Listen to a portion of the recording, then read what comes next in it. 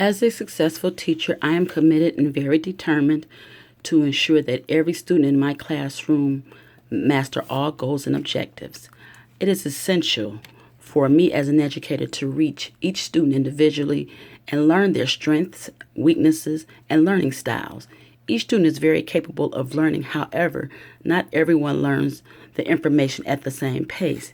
Therefore, as a successful teacher, it is very important that I encourage attainable goals while setting realistic expectations for each student's success.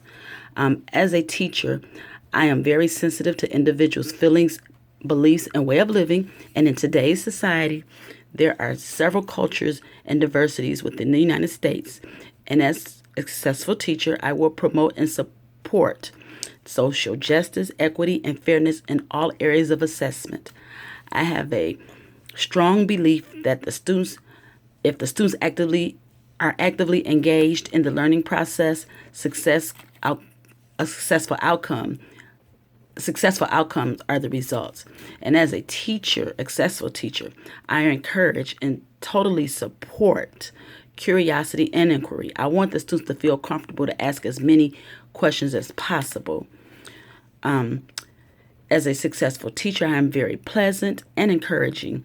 It is important for my students to eagerly be motivated to learn. I call it thirsty for knowledge. And as an educator, I need to work on thinking before reacting. I need to approach conflicts leisurely. I am very quick by any means necessary to alleviate conflicts. I can be very firm with confrontational incidents, and I expect my students to get along.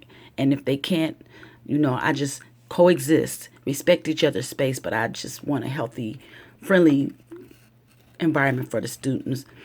As an educator, I need to work on not consuming myself with my students' concerns. The majority of the student population consists of teenagers who are in foster care, group homes, broken homes, shelters, things like that.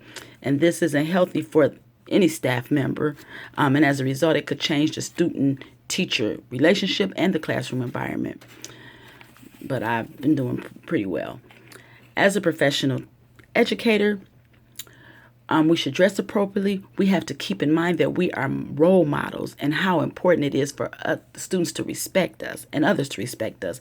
How we think and act and dress has an impression on our students. As educators, we must portray a certain amount of professionalism. We should wear clothes that are comfortable for sure, but our attire we should be presentable at all times.